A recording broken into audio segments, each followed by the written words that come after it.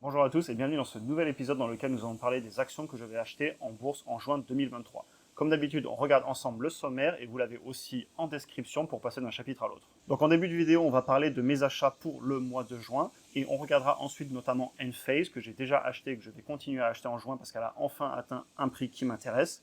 Ensuite, on regardera d'autres actions qui pourraient m'intéresser et que je pourrais acheter. Et en fin de vidéo aussi, on parlera si je vends en ce moment des actions parce que le marché s'est clairement repris. Et j'ai échangé avec vous notamment sur Instagram des personnes qui me demandaient est-ce que je vendais en ce moment. Et je vous redonnerai un petit peu les raisons qui font que je puisse vendre ou pas une action en bourse. Donc tout d'abord, comme d'habitude, le petit rappel sur les ETF. On va aller vite, mais c'est très important pour moi de rappeler que chaque mois, j'achète sans me poser de questions des ETF en pur DCA. Ça fait partie de ma stratégie complète d'investissement que d'investir sur différentes zones géographiques et différents secteurs via les ETF, ce qui me permet aussi du coup de me concentrer sur des actions individuelles que je comprends mieux et qui m'intéressent. J'ai d'ailleurs comme d'habitude fait un post sur Instagram le 1er juin vous disant que je venais d'acheter mes ETF, donc n'hésitez pas non plus à aller me suivre sur Instagram si ça vous intéresse, j'y fais aussi du contenu différent. Juste ici je vous ai mis comme d'habitude le petit tableau qui rappelle pourquoi j'investis par exemple sur le S&P 500 sur le long terme, parce qu'historiquement si on investit chaque mois sur 10 ans, 15 ans, 20 ans, on a de très grandes chances d'être gagnant, en tout cas c'est ce qui s'est passé historiquement. Évidemment la performance passée ne garantit pas la performance future, cependant ça fait partie de ma stratégie patrimoniale complète et au même titre que les actions individuelles, l'immobilier, d'autres actifs, j'achète tous les mois en DCA des ETF. Donc j'aime le rappeler à chaque fois. On passe maintenant sur les actions individuelles. Alors tout d'abord Enphase, sachez que je l'ai racheté fin mai et je vais certainement encore l'acheter en juin.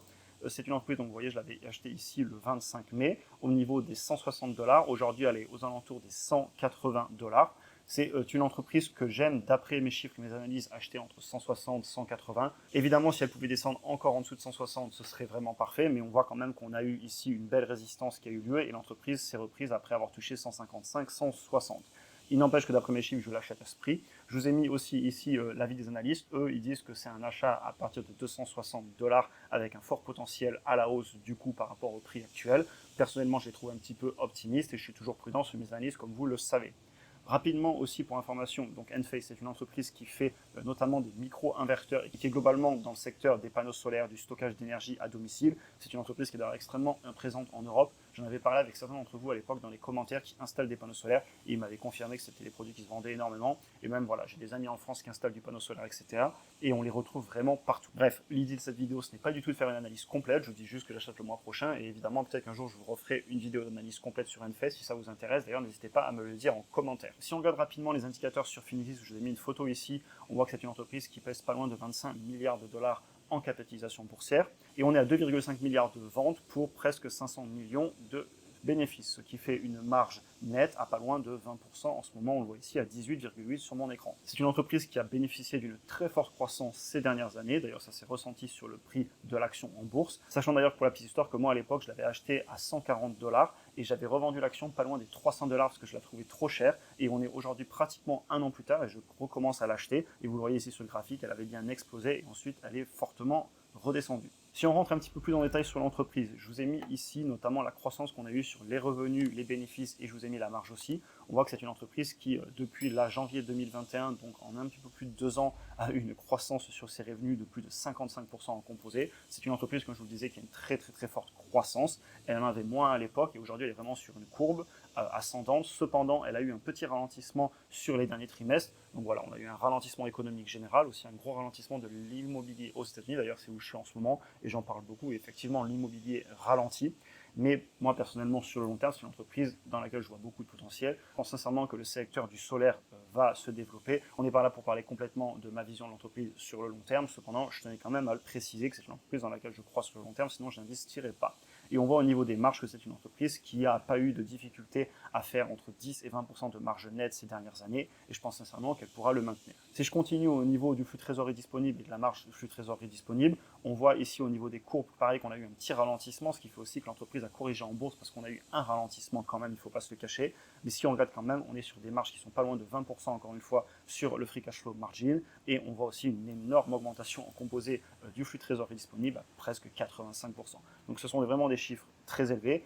L'entreprise aura peut-être moins de croissance dans le futur. D'ailleurs, dans mon analyse, je suis beaucoup plus prudent et vous voyez que je me suis mis plutôt sur des croissances autour de 20%. Donc voilà, je suis extrêmement conservateur par rapport à ce qui s'est passé sur les dernières années. Et maintenant, si on va voir rapidement les ratios de prix pour vous montrer que l'entreprise se vend quand même beaucoup moins cher qu'il y a quelques années. Vous regardez ici à droite sur la courbe et si je descends ensuite ici sur les valeurs, vous pouvez mettre en pause si vous voulez regarder en détail. On voit quand même que l'entreprise globalement s'échange à un PI aujourd'hui entre 40 et 50, ce qui est extrêmement élevé. N'oublions pas que c'est une entreprise qui a quand même une très forte croissance. Et on est aussi sur un prix par rapport au flux de trésorerie disponible qui lui se balade en dessous de 30 par rapport à plus de 70, 80, voire même plus de 100 à l'époque. Et sachez que pour moi, une entreprise avec un flux de trésorerie disponible sous les 30 par rapport à la croissance qu'elle peut justifier dans le passé et qu'elle aura pour moi dans le futur, on est sur une entreprise qui est à un bon prix actuellement. Cependant, comme vous le savez, les ratios ne veulent pas tout dire et ce qui est important au final, au-delà des ratios qui sont un indicateur de ce qui est prêt à payer le marché en ce moment par rapport à différents éléments du bilan financier, moi personnellement quand je fais mes projections de prix dans le futur, donc j'estime la croissance dans le futur et je ramène en y actualisant dans le présent, j'obtiens le prix que je veux payer aujourd'hui et personnellement je suis prêt à payer entre 140 et 180 et certainement autour de 160 pour un prix de revient unitaire, je serai très content. Passons maintenant aux autres actions que je pourrais acheter et aussi ce que je compte faire en juin par rapport au fait que le marché soit fortement remonté. Donc tout d'abord en juin, j'ai déjà racheté des ETF et je vais certainement aussi continuer ma position sur Enphase, surtout si elle revient à corriger un petit peu autour des 160 par exemple. Aussi dans les autres actions qui pourraient m'intéresser, on a toujours Pubmatic, notamment avec la publicité d'ailleurs qui repart sur YouTube. Là les prix sont en train de remonter, donc c'est vraiment intéressant, le CPM est en train de remonter. Vous savez que j'aime bien l'acheter entre 15 et 16 $. Là, elle est autour des 18, mais je ne serais pas étonné qu'elle corrige, elle est vraiment fortement remontée. Et si elle venait à redescendre sur ces niveaux, je pourrais m'y intéresser. L'autre action qui pourrait m'intéresser, c'est Tesla si elle recorrigeait fortement au niveau des 160. C'est pas impossible, c'est une entreprise très volatile. Mais si je vous en parle, c'est surtout parce qu'il se pourrait que je vende un put dessus, et je vous en parlerai un petit peu plus bas, c'est le dernier point ici. C'est pour ça que je vous ai mis le graphique et que je vous en parle. Donc maintenant, au niveau des actions, est-ce que je vends? Parce que clairement, j'ai des entreprises qui ont réexplosé. Vous prenez un Apple, on voit que l'entreprise est revenue à un plus haut historique alors qu'elle avait corrigé pas loin des 125 $. Aujourd'hui, elle est à plus de 180. On voit Microsoft, pareil, je l'avais acheté au niveau des 230. Je regrette de ne pas en avoir acheté plus, j'en ai déjà parlé sur la chaîne et aujourd'hui, elle est revenue pratiquement à un plus haut historique à pas loin de 330, etc. On pensera à Amazon, Adobe, Google, Meta, Tesla, beaucoup d'entreprises qui sont fortement reprises. Et moi, personnellement, j'ai beaucoup acheté la baisse si vous avez suivi la chaîne les derniers mois. Et aujourd'hui, je ralentis un petit peu sur ces actions et je vais pouvoir me concentrer sur des affaires que je vois en ce moment, comme par exemple Enphase et aussi mes ETF en DCA. Et donc, j'ai eu des échanges avec vous, notamment sur Instagram, aussi sur le Discord. D'ailleurs, n'hésitez pas à rejoindre Instagram et le Discord. On y parle de façon un petit peu plus directe, même les DM, je m'efforce à répondre à tout le monde tant que je peux encore. Et on a eu plusieurs échanges sur est-ce que je vends en ce moment.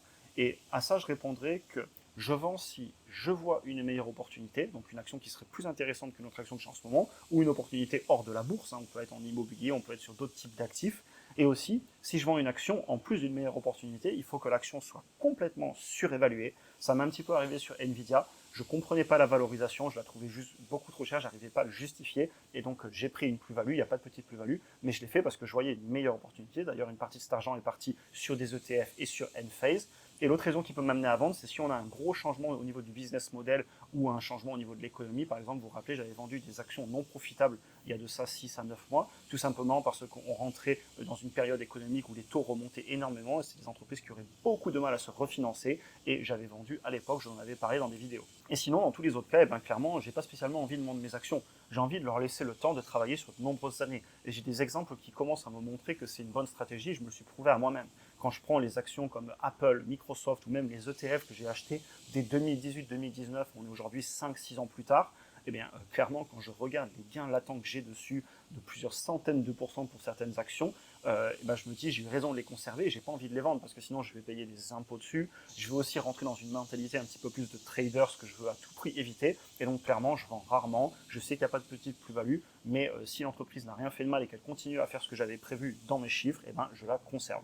Le dernier point que je tenais à mentionner, c'est qu'il se pourrait que je vende des puts, donc ça veut dire en fait que je vais bloquer de l'argent pour promettre d'acheter des actions à un prix inférieur, et si l'action vient toucher ce prix, j'achèterai, et en fait je suis la contrepartie des personnes qui sont en train de shorter ces actions, et en échange de ça, moi je reçois un premium, donc ça me permet de faire travailler mon cash, parce qu'actuellement j'ai pas mal de cash qui dort, que je conserve au cas où je trouve de l'immobilier, je vais reprendre la recherche active dès que je reviens de vacances. Et au final, ce n'est pas non plus un énorme problème parce que si je viens à être assigné sur des options comme Tesla, Pubmatic ou Palantir que je pourrais me décider à vendre, eh ben, j'achèterai les actions et je les conserverai pour le long terme parce que je les aurais eu à des prix qui clairement m'intéressaient. C'est pas une stratégie que je fais tout le temps, mais je la fais en ce moment parce que j'ai beaucoup de cash et donc je tenais aussi à vous en parler. On en a fini pour aujourd'hui. J'espère que la vidéo vous a intéressé. Si vous souhaitez en apprendre plus sur l'investissement en bourse ou simplement pour revoir les fondamentaux de l'investissement sur le long terme, vous trouverez en description un lien vers les cours offerts que j'avais fait sur les bases pour commencer à investir en bourse. Donc n'hésitez pas à regarder ça en description.